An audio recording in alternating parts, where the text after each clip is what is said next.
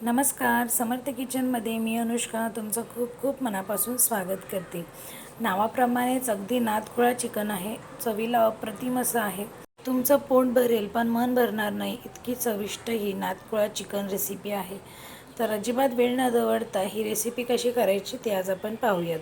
सुरुवात करूया आजच्या व्हिडिओला. तर इथे मी हे बोनलेस चिकन घेतले. तुम्ही विथ बोन देखील घेऊ शकता.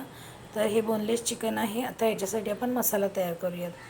तर इथे मी तळलेला कांदा घेतलेला आहे. तर इथे मी 3 ते 4 कांदे घेतलेत, तळून घेतलेत ते, आणि कोथिंबीर घेतली आहे आणि कोथिंबीरची देठं पण घ्यायची आहेत. एका मिक्सरच्या भांड्यामध्ये आता हे तळलेला कांदा घालायचा आहे आणि त्याचबरोबर कोथिंबीर घालायची आहे. कोथिंबिरीच्या पानांपेक्षा देठामध्ये जास्त सत्व असतं, त्यामुळे कोथिंबिरीची देठं घालायची आहेत.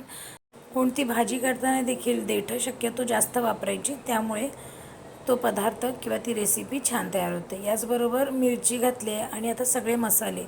तर हा माझा कोल्हापुरी मसाला आहे, म्हणजेच घाटी मसाला आहे. याचबरोबर मीठ चवीपुरतं घालायचं आहे. यानंतर गरम मसाला घालायचा आहे.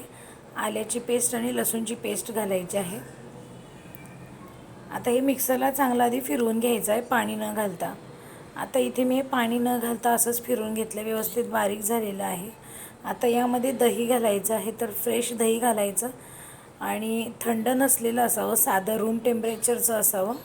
शक्यतो दही आंबट नसावं, त्यामुळे चव बिघडते, त्यामुळे आंबट शक्यतो वापरायचं नाही. तर जर तुम्हाला दही यामध्ये वापरायचं नसेल तर तुम्ही टोमॅटोची प्युरी वापरू शकता. मिक्सरलाही फिरवून घेतलं आहे, छान स्मूथ अशी पेस्ट तयार झाली आहे. आता ही जी ग्रेव्ही आहे ही चिकनला आता लावून घ्यायची आहे आणि व्यवस्थित असं मिक्स करून घ्यायचं आहे. आता हे मॅरिनेट करून 10 ते 15 मिनटं असंच ठेवू शकता किंवा लगेच करू शकता. तर आता इथे मी हे लगेच करणार आहे. तर आता हे मी व्यवस्थित मिक्स करून घेतलेलं आहे. आता कढई मी गॅसवरती ठेवलेली आहे गरम करण्यासाठी. तेल घालायचं आहे. तेल तुम्ही तुमच्या आवडीनुसार कमी जास्त करू शकता. तेल गरम झालं की मोहरी, तमालपत्र आणि खडे मसाले. तर खडे मसाल्यांमध्ये मी काळी मिरी आणि दालचिनीच वापरलेलं आहे. थोडंसं जिरं घातलेलं आहे आणि आता जे मिश्रण आपण जे चिकनला लावून ठेवलं होतं, मसाला जो लावून ठेवला होता ते यामध्ये घालायचं आहे. व्यवस्थित 2 ते 3 मिनटं असंच परतून घ्यायचं आहे. गॅसची फ्लेम मिडियम करायची आणि व्यवस्थित असं 2 मिनटं परतून घ्यायचं आहे. तर आता यामध्ये थोडंसं पाणी घालायचं आहे. चिकन शिजण्यापुरतंच पाणी घालायचं आहे. तर बोनलेस चिकन आहे त्यामुळे जास्त वेळ लागत नाही, त्यामुळे मी ते थोडंसं बेताचंच पाणी घातलेलं आहे. तर आता व्यवस्थित मिक्स करून घेतलेलं आहे. मी आता झाकण लावून एक 5 ते 10 मिनटं आधी शिजवून घ्यायचं आहे. 5 ते 10 मिनटानंतर पाहूया. पहा, वरती तर्री यायला सुरुवात झाली आहे.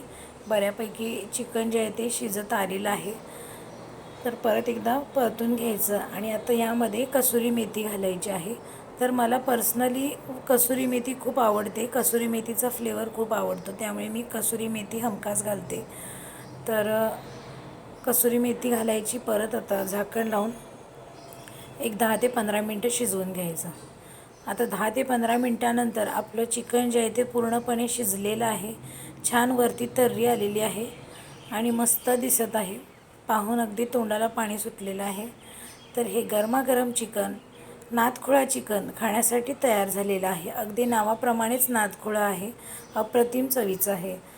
ही नादखुळा चिकन रेसिपी तुम्ही घरी ट्राय करा आणि कशी वाटली मला कमेंटमध्ये नक्की सांगा.